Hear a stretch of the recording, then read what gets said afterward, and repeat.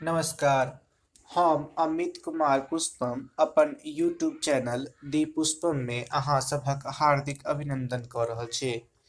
आइ फेर हम अहाँ सबके लेल हरिमोहन झा के विश्व प्रसिद्ध कहानी भाग 3 के अंतर्गत साझी आश्रम लऽ कऽ उपस्थित भेल छी।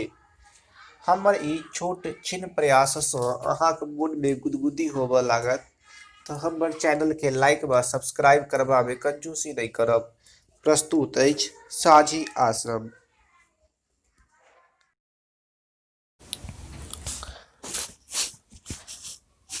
बर्तुहारिक प्रसंग में बहुतो तरहक अनुभव लोक के प्राप्त भ जाय छै।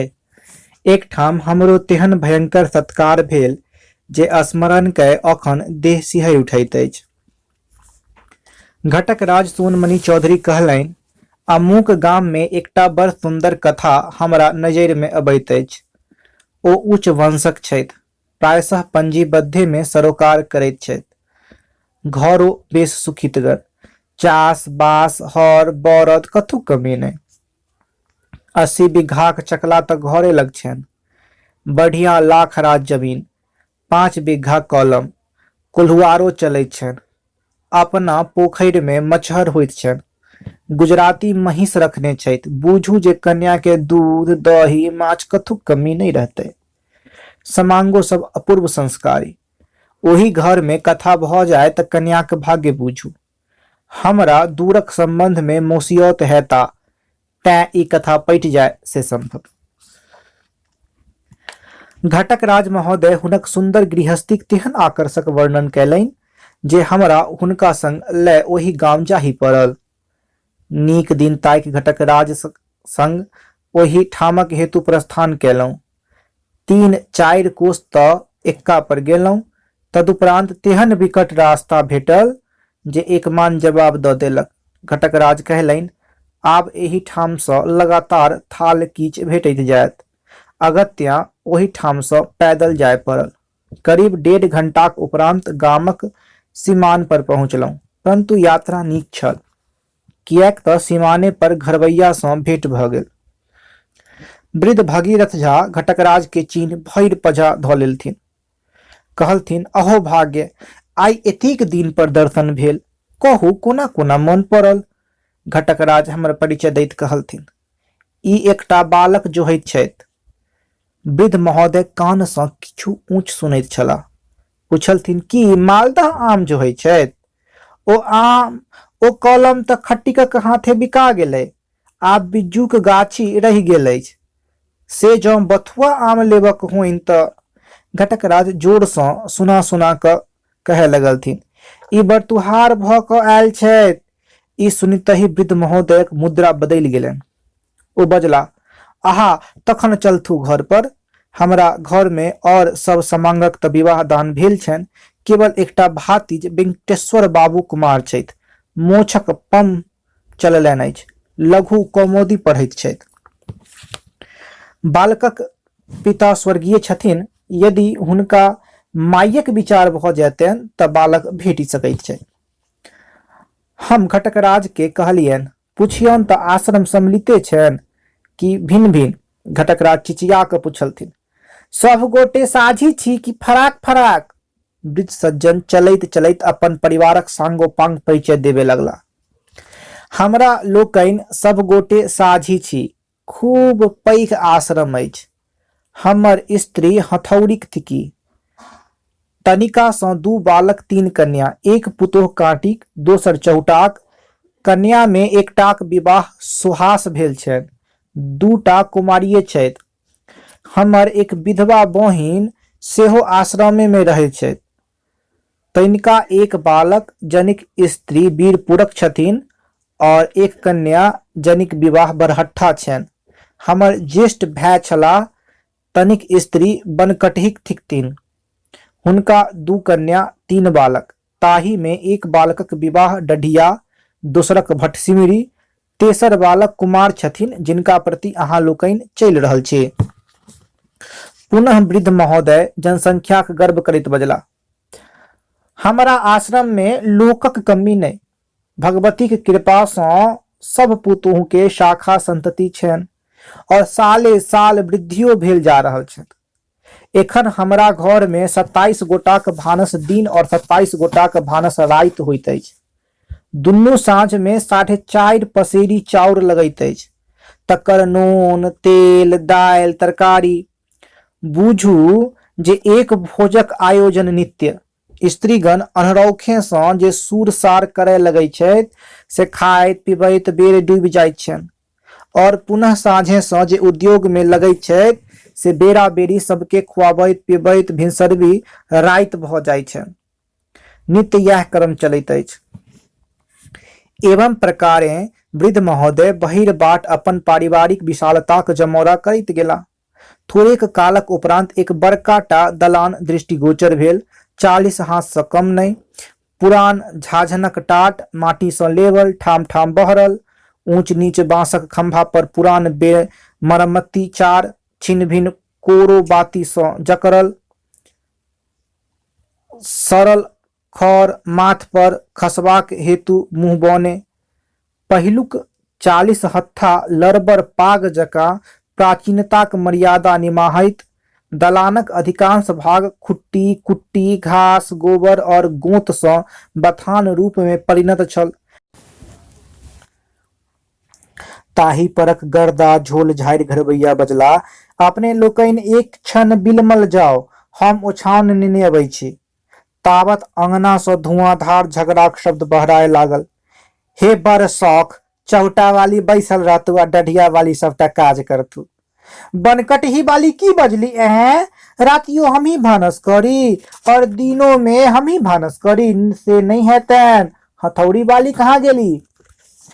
भटसिमरी वाली के माथ दुखाई छनि तऽ हमरो माथ दुखाइत अछि। तखन सँ डढ़िया वाली खटै छथि, एक सरिये कुटलनि अछि, फटकलनि अछि, आब भानसो वएह करतू। जकरा भूख होइक से अपन आँच पजारो ग, हम ने आइ खायब ने ककरो खाइ देबे। देखैत छी जे आइ कोन भानस होइत छै, इत्यादि। वृद्ध महाशय के ई सब किछु सुनबा में नहीं एलनि। ओ बजला, धन्य भाग्य जे आइ अपने लोकनिक चरण एहिठाम पहुँचल। एखन नौकर चाकर सब हरवाही में गेल अछि, समांगो सब केओ कॉलम गेल छथि, केओ खेत पर। कोनो नेनो भुटका नहीं अछि जे अपने लोकनिक सेवा करे। बेस तऽ आज्ञा देल जाओ, हम तुरंत आंगन सँ भेने अबै छी। गृह स्वामीक भीतर जैते ही आंगन में पुनः कलह उठि गेल। वृद्ध महाशय नहु नहु किछु कहलथिन से तऽ हमरा लोकनि के नहीं सुनना गेल, किंतु चंडी स्वरूपा गृह स्वामिनीक प्रचंड स्वर जे टाटक अंतराल के फाड़ि हमरा लोकनिक कर्ण कुहर के बिदाड़े लागल, ताहि सँ आशय बुझबा में भांगट नहीं रहल। कहाँ रसे कहाँ बसे, खेबाक बेर मसियत भाई। मसियत पिसियत हम नहीं जानी, बजा लेलियै अछि तऽ अपन खोबियौ ग, हमरा बुते भानस कैल पार नहीं लागत। गृह स्वामी अनुनयक स्वर में कहे लगलथिन। एतेक जोर सँ नहीं बाजू, बरतुहार अछि, सुनत तऽ की कहत। एहि पर गृह स्वामिनी और जोर सँ चिकैर कऽ बजली, सुनि कऽ हमरा की करत? अहाँ के उपाय नहीं छल तऽ नेने किएक एलियै? घर में खर्च नहीं बाहर ढेकार, नाक कटायल तऽ अहाँ के हमर की?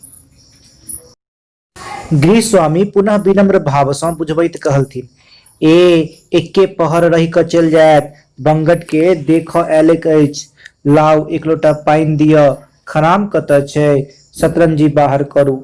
गृह स्वामिनी और अधिक उत्तेजित भऽ उत्तर देलथिन, बंगट पर आयल छनि तऽ बंगटक माय पैर धोबथुन ग, हम कोन दही चूड़ा पर नाचू। धिया पुता ककरो घिढारी करे मंगरो, बस हमर शतरंजी रहऽ दिअ। आब रंग बिरंगक स्वर भीतर सँ बहराए लागल, जेना केओ मधुमाछीक छत्ता छुबि देने हो, तहिना संपूर्ण आंगन में भन भन हुमे लागल। के की बजैत अछि से तऽ नहीं बुझना गेल, किंतु निम्नोक्त शब्द स्पष्ट सुनबा में आयल। कन्या काकी के नवका शतरंजी छनि, बड़ शौख, हम अपन बिछौनक शतरंजी देबनि। हौ बाबू, हथौड़ी बालिक कंबल जुनि छुबहुन, देखथुन तऽ हाथ तोड़ देथुन। हे दाई, हमर लोटा जुनि उठबैक छा, हम अछिंजल रखने छी। हाँ हाँ, ओ खराम मझिला बौआक छनि। कोढ़िया कहाँ सँ आबि कऽ सबके दुख देलक, खैबाक बेर दूटा गजाधर सन पहुँच गेल, इत्यादि। थोड़ेक कालक उपरांत गृहपति संकुचित भेल एकटा कंबल तथा एक लोटा पानि नेने पहुँचला। कंबल ओछबैत बजला, ताबत अपने लोकनि पैर धोल जाओ, हम 2 गिलास शरबत बनबा नेने अबै छी। ई कही बिना उत्तरक प्रतीक्षा केनहि ओ झटकि क दुर्खा में प्रविष्ट भ गेला। आब आंगन में पुनः रणभेरी बाजि उठल। एगोटा बजली, जँ आबिए गेलै तऽ ई घिनौली होय। एही घर में सभक धिया पुता दिन भरि चीनी भक्सैत रहै छै, एखन केओ बाहर करती। दोसर कंठ से बहिर्भूत भेल, हाँ हम तऽ पेटी में ताला बंद क चीनी रखने छी, नहीं बाहर करब, केओ की करत। तेसर बजली, हम तऽ 6 मास सँ जँ चीनी मुंह में देने होय तऽ बूढ़ाक कोढ़ करेज खेने होय। भगीरथ झा खेखनिया करैत बजला, कनेक चहुटा वाली कनिया के अपन दुरगमनिया पौती झाड़ि क देखे कहून। आध घंटाक बाद भगीरथ झा एक चीनीक पुड़िया नेने बहरैला। करीब 1 कनमा चीनी कागज में सटि क एकाकार भ गेल छलै, जाहि में गोर बीसेक चुट्टीक टांग देखबा में आयल। हम चीनी देख सिहरि उठलहुँ, किन्तु कैल की जाय। भगीरथ झा पुनः आंगन गेला। आब घोल पड़ल। दैव रे दैव, पानी एको चूरी छैहे नहि, कोन बाटे भरि क लबियौक। बरतुहरबा सोझे में बैसल छैक। हैं, के चिन्हतौ? मरौत काढ़ि क ल आबह। नहि हे, कोढ़िया टुकुर टुकुर तकैत छै। किछु कालक अनंतर भगीरथ झा एकटा लोटा और एक पितरिया गिलास नेने बहरैला, जे संदूक में धैल धैल बिझा गेल छलनि। लोटा में चीनी बला कागज घोरि मैलका अंगपोछा ल क छाने लगला। हम सर्दी के बहाना के बचि गेलहुँ। फलस्वरूप घटकराज के घट घट क ओ विषक प्याला पीब जाय पड़लनि। गृहपति आंगन में किछु आदेश दय स्नान करक हेतु पोखरि गेला। एम्हर हमरा लोकनि के श्रव्य काव्यक आनंद भेटय लागल। केओ फुसुर फुसुर नैनाक कान में कहलथिन, देखी ग तऽ किछु सनेशो लायल छौ, कि खालिए हाथ डोलबैत आयल छौ। नैना बाजल, जँ मधुर लायल होएत तखन तऽ हम पंखो होंकि देबै। स्त्री कहलथिन, लायल रहितौक तऽ पठबितौ नहि। अच्छा जो देखी ग तऽ केहन मोटरी छै। बस एक 10-12 वर्षक बालक दौड़ल दौड़ल आबि क हमरा लोकनिक आगा में ठाढ़ भ गेल। आब की कैल जाओ। हम मनी बैग सँ 1 टाका बाहर कय सोनमणि चौधरी के देलियनि। घटकराज ओ रुपैया बालकक हाथ में दैत कहलथिन, जाउ एकर मधुर कीनि क खायब। बालक रुपैया पबैत आंगन दिस भागल। पुनः भीतर सँ स्त्री कंठ सुनबा में आयल, की रे, किछु देबो केलकौ कि नहि। हमरा लोकनि टाइट में कान अड़ा देलहुँ जे की जवाब दै छै, किन्तु बालक छल 1 नंबर पाजी। कहलकै, किछु नहि देलक।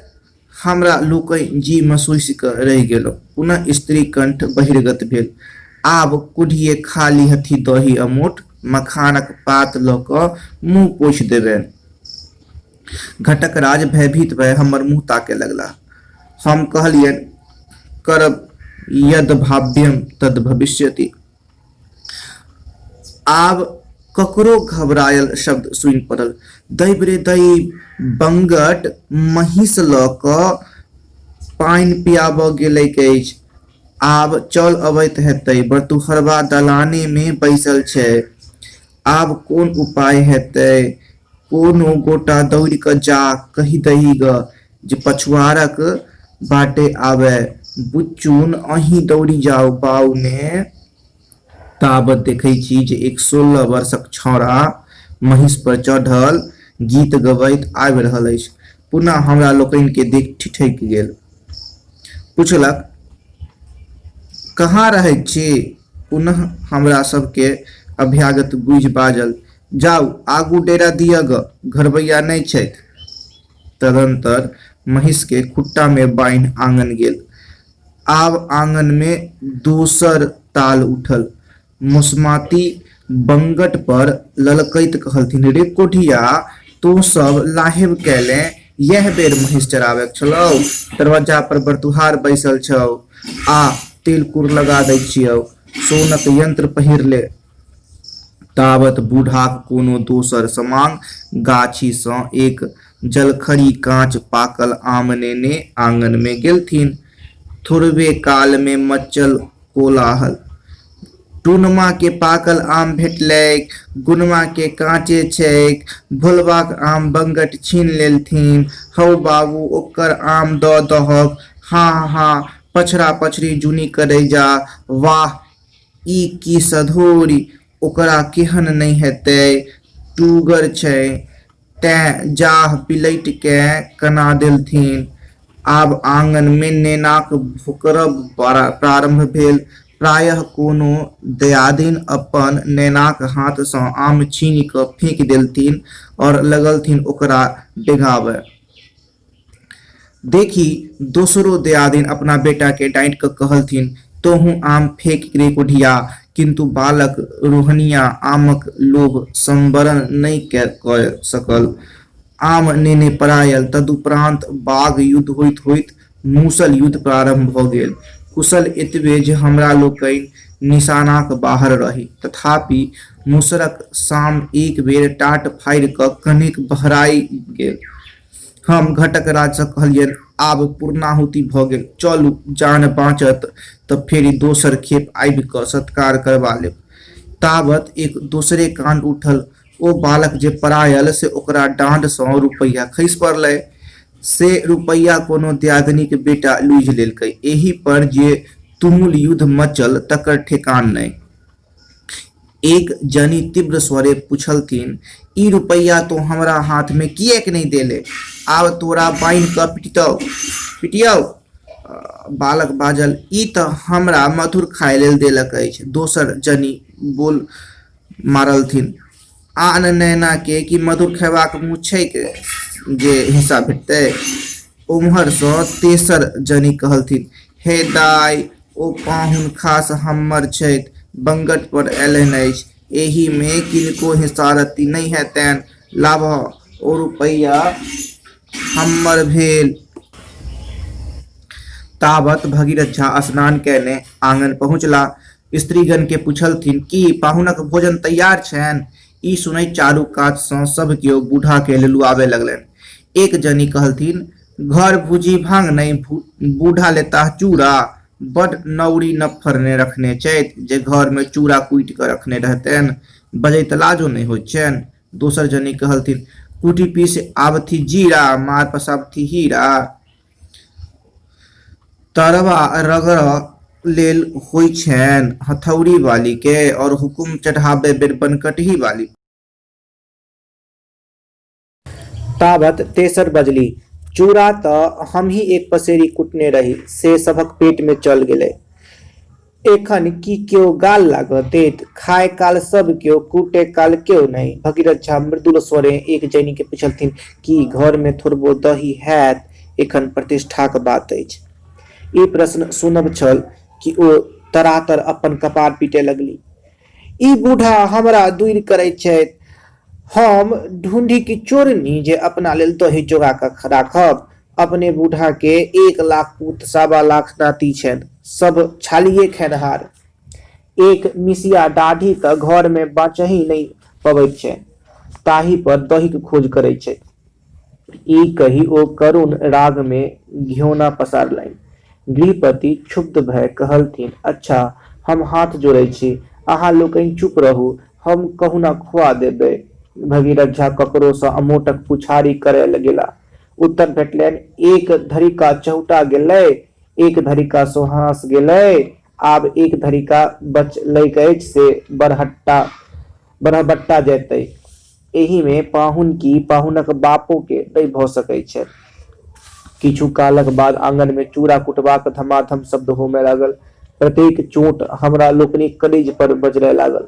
धमगज्जर सुनैत सुनैत हमरा सबके झक लागि गेल। करीब 3 बजे भगीरथ झा आबि हमरा लोकनि के उठा देलनि। बजलाह, आब चलल जाओ, भोजन कयल जाओ।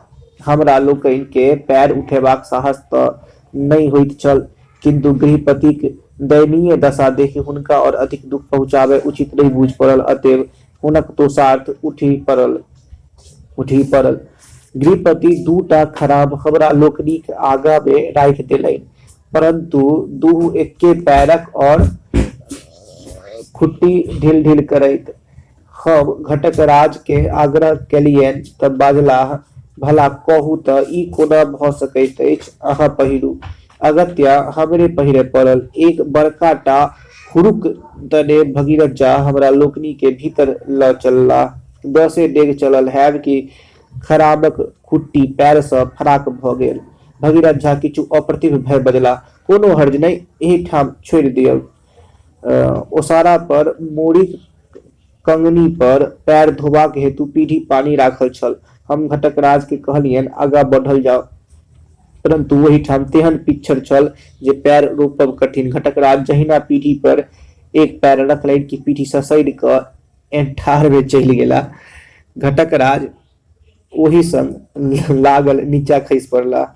हम हाथ धऽ कऽ ऊपर खींच लेलियन। भगीरथ झा लोटा में पानि लए पैर धोबैत पूछलथिन, की किछु अभिघात तऽ नहि भेल?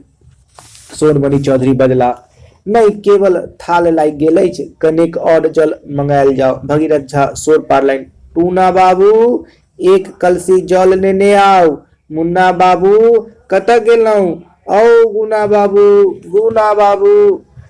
जखन कोनो उत्तर नहि भेटलनि तऽ गृहपति स्वयं धैलसिरी दिस विदा भेला।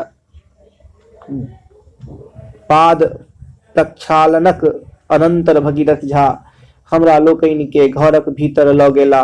संपूर्ण घर अन्हार कूप चारू कात सँ निमुन बुझि पड़ल जेना हाथीक पेट में पैसि गेल होइ।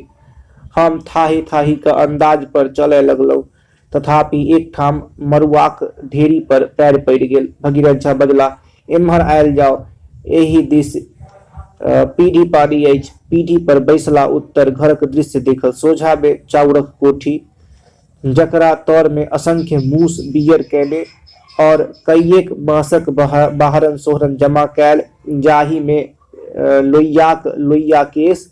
दोसरा दिस मचान पर टूटल फूटल पेटी और बाक्सक ऊपर माइकक बाली, तमाकू और पटुआक कचरा ढेरी कैल राखल। कतहु सँ मरल मूसक दुर्गंध आबि रहल छल। एक तऽ अन्हार पूर्ण घर ओहिना भभकैत छल, ताहि पर ठाव तेहन सड़ल गोबर सँ कैल छल जे डाक देब कठिन। आब भोज्य पदार्थक वर्णन सुनू।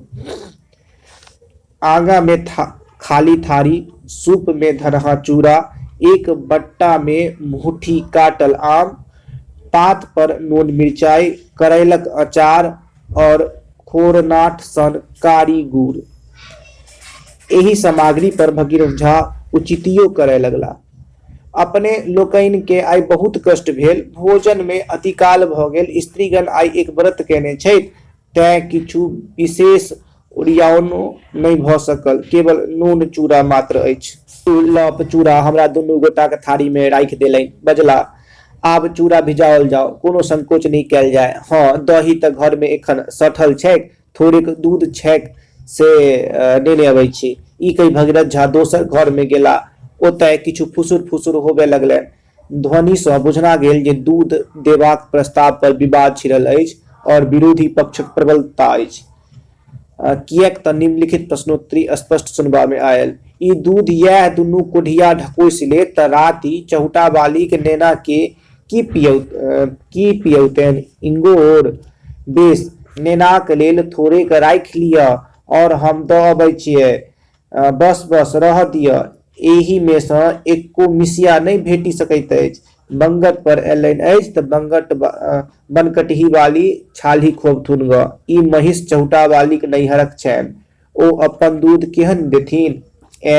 छुछ चूड़ा खा कऽ जायत, मन में की कहत? बंगट के लेओ नहि जेतनि। आहा, बंगट के जे रुपैया देतनि से हिनके तऽ जेना बाँटि कऽ दऽ देतनि। बस, ओ दूध छुइलहुँ तऽ हम तमाशा लगा कऽ देखा देब, ई कहि दैत छी। एतबा सुनलहुँ उत्तर दूधक प्रतीक्षा करब मूर्खता होइत, अतः हमरा लोकनि आशा परित्याग के चूड़ा भिजाबे लगलहुँ। किंतु सोनमणि चौधरी के पानी ढारक काज नहि पड़लनि, किएक तऽ 2-2.5 वर्षक नेना कुमोरो सँ आबि ठाढ़े ठाढ़ हुनका थारी पर लग्गी कऽ देलकनि। ओ जाक हुब हुम करैत डाँटथि तऽ चूड़ाक ऊपर जलस्त्राव भइए गेलनि। छिटकाक संपर्कसँ हमरो थारी दूर भऽ गेल। ताबत बालक ओहिठाम बैसी के लग्घी पूरा वृद्धवती तऽ पश्चात करय लगला। भोजनक आशा पर पानी फिर गेल। ताबत गृहपति आइ बजला, अपने लोकनि एखन धरि नैवेद्यो नहि देल अछि, हाथ किएक बारने छी? ई नेना एतय कोना आबि गेल? राम राम, ई की कऽ देलक? ई कही भगीरथ झा ओकर दुनू बाहि पकड़ि अपना सँ एक हाथ फराके क उठौने बाहर लऽ गेलथिन। हम अवसर देखि उठि विदा भेलहुँ। घटकराजो हड़बड़ा कऽ उठला, किंतु हुनक खलबाट चानीक ठीक ऊपर सीक में अचार लटकल रहनि। झोंक सँ जे उठला से माथ और पातिल दुनू एके बेर भट द फूटल। माथ सँ पातिल फूटल अथवा पातिल सँ माथ फूटल, ई तऽ न्यायिक विषय थिक, परंतु घटकराज के चोट धैर्य अवश्य लगलनि। हम कहलियनि, भोजन दक्षिणा तऽ भेट गेल, आब चलू घरबैयाक आबय सँ पहिनहि निकैस चलू, नहीं तऽ गृहचंडी भांडक दाम वसूल केने बिना नहीं छोड़ती। हमरा लोकनि जान छोड़ा कऽ भगलहुँ। ओसारा पर जात, चकरी, ढेडी, उखैड़ आदि नाना विघ्न बाधा पार करैत, दुरूखा में लटकल लालटेन सँ टकराइत, हुरुक्का में बान्हल असगनीक फंदा सँ गर्दनि छोड़बैत, कोनहुना बाहर आबि फक द निसास छोड़लहुँ। उम्हर आंगन में भगीरथ झा क्रोधोन्मत्त भय चित्कार कयलनि, ई छौड़ा की करय ओहि घर में गेल छल, आइ हम घेट दबा कऽ मारि देबनि। पाहुन सब बिनु खेनाइ उठि गेल, हमरा की कहत? हमरा लोकनि दलान पर एलहुँ। उम्हर आंगन में भीषण महाभारत मचि गेल। नेनाक माय नेना के बाढ़नि सँ झाँटे लगलथिन। कोठिया के अपना घर में पेट नहीं भरलै, तें छिछियायल ओहि कोठरी में पात चाटे गेल छल। एहि सँ मरि जाय सैह नीक। एहि पर बाग युद्ध होइत होइत परिणाम ई भेल जे नेनाक माय बच्चाक ठोंठ धयने ओकरा समेत इनार में खसबाक हेतु विदा भेली। हमरा लोकनि जाहि ठाम बैसल रही ताहि सँ सटले एक कोल्हीक में इनार छलै, अतएव सभटा शब्द स्पष्ट रूपे कर्णगोचर होइत छल और भीतरक सभटा गतिविधि अनुमान सँ लक्षित होइत जाइ छल। हम सोनमणि चौधरी के कहलियनि, घटकराज आप अनर्थ भऽ रहल अछि, दू टा ब्रह्मवध होमे जा रहल अछि, तकर हत्या हमरे अहाँ पर पड़त। जाउ धरियौन ग, नहीं तऽ जँ एहिना चुक्की माली पाहुन बनल बैसल रहब तऽ थोड़े काल में हथकड़ियो पड़ि जायत। ताबत इनार में चभ शब्द भेलै। हम सोनमणि चौधरी कहलियनि, चलू पड़ाउ एहि ठाम सँ, नहीं तऽ आब सबटा पहुनाही बाहर हैत। ताबत भीतर कोलाहल मचल। जा वीरपुर वाली इनार में खसि पड़ली, खसि पड़ली, दैवा रे दैवा, आब कोन उपाय हैत? नहीं, वीरपुर वाली तऽ ओतऽ ठाढ़ छै चौटा वाली लग, बच्चे खसि पड़लै। नहीं नहीं, बच्चा तऽ वएह छै डढ़िया वाली कोर में, इनारक कंगनी टूटि कऽ खसि पड़लैक अछि। हाँ, भटसिमरी वाली जा कऽ भरि पाँज धऽ लेलथिन, नहीं तऽ आइ अनर्थ होइत। ई सुनि हमरा लोकनि के कतहु सँ प्राण आयल। ताबत गृहपति जनऊ सुपारी लेने पहुँचला। ओ बुझैत छलाह जे अभ्यंतरिक स्थिति में तुहार लोकनि के किछुटा बरित नहि छनि, तें सोनमणि चौधरी के कहलथिन, अहाँक भाभहु कुशल क्षेम पूछैत छथि और अनुरोध करैत छथि जे भैया एतेक दिन सँ कहियो कृपा किएक नहि करैत छलाह। हमरा लोकनि ठाढ़ भय उचित उत्तर दैत कहलियनि, बेस, आब आज्ञा देल जाओ। गृहस्वामी बजलाह, भला कहू तऽ ई कतहु भऽ सकैत अछि? एखन अपने लोकनिक सौजन्य तऽ भेबे नहि कैल अछि।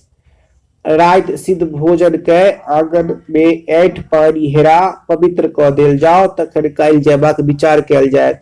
एहि घरक पीढ़ियो पानि तऽ देखि लेब। भगीरथ झा ई असीम धैर्य देखि हम चकित रहि गेलहुँ।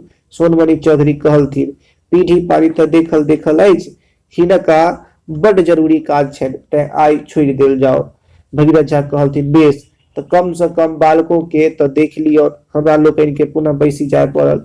करीब आधा घंटा में बालक बैठनि कऽ बाहर अयला। एखन हुनकर दोसरे साज देखबा में आयल। थकरल टीक, पोंछल मुँह, लाल ठोप, गौर में सोनक यंत्र, भगीरथ झा बजला, यह थिका हमर भातिज विकटेश्वर बाबू, हिनका सँ किछु पुछियौ। सुरमणि चौधरी पूछलनि, की किम पठ्यते? बालक टनैक क उत्तर देलखिन, ब्याह करनम। गृहपति प्रसन्न होइत बजला, देखू केहन टनैक क उत्तर देलनि। हम तऽ पहिने ही कहलहुँ जे बालक संस्कारी छै, कि किछु और पुछबनि? हम कहलियै नहीं, एतबही से बुझना गेल, आब और किछु पुछबाक काज नहीं। झा बजला, तखन परिचय पात लिख लियौन। ई कहि ओ भीतर सँ दबात कलम कागज लाबे गेला। आंगन में पुनः खड्ड-भड्ड प्रारंभ भेल। कागज तऽ कन्या काकीक पेटी में छलैन। दबात की भेलै? चक्का पर राखल छलै, फूटि गेलै। के फोड़लक? पकड़ तऽ भोलबा के मौसी अछि। उहू, अच्छा तऽ ललका रंग बाटी में घोरि लिअ। कलम की भ गेलै? काल्हि टुनमा ल क खेलाइत छल, कहाँ गेल टुनमा? इत्यादि। करीब आधा घंटाक बाद गृहपति लाल रंग और काढ़ी नेने पहुंचला। कहलनि, एखन मौसी कलम तऽ नहि भेटैत अछि, एही सँ लिख लेल जाओ। भगीरथ झा घटकराज के बरक परिचय लिखबय लगलथिन। बालक बुधवारे महिषे, मातृक दरिहरे, राजनपुरा, खसुआ पाजी, मातृक हरियम्बे, बलिराजपुर, कछुआ पाजी, पितृमातृक दिघबे, सनहपुर, शशिपुर डेरा, फेटकटाई पाजी। घटकराज कहलथिन, बेस आब गाम गेला उत्तर जे विचार होय से अपने क सूचित करब। भगीरथ झा बजला, बेस से तऽ हेबे करतै, किंतु अहाँ हमर साक्षात मौसियौत आबि गेल छी तऽ 2-4 दिन रहि कऽ आम खाउ। एहि बेर लाटकम्पू खूब फड़ल अछि। बहुत कठिनता सँ हमरा लोकनि वृद्ध महोदय सँ पिंड छोड़ाओल। जखन ओहि घर सँ विदा भय किछु दूर एलहुँ तऽ भगवान सँ प्रार्थना केलियनि जे हे भगवान, एहि आश्रमक रक्षा अहिक हाथ में अछि। नहीं तऽ एहन एहन 7टा भगीरथ झा मिलि कऽ प्रयत्न करता, तथापि एहि घरक उद्धार नहीं भऽ सकैत अछि। पुनः ओहि गृहस्थाश्रम के ई श्लोक पढ़ि कऽ प्रणाम कयल। सर्वदा कलह आक्रांतम कोलाहल समाकुलम अहर्निशम कुरुक्षेत्रम वन्दे सम्मिलिताश्रम।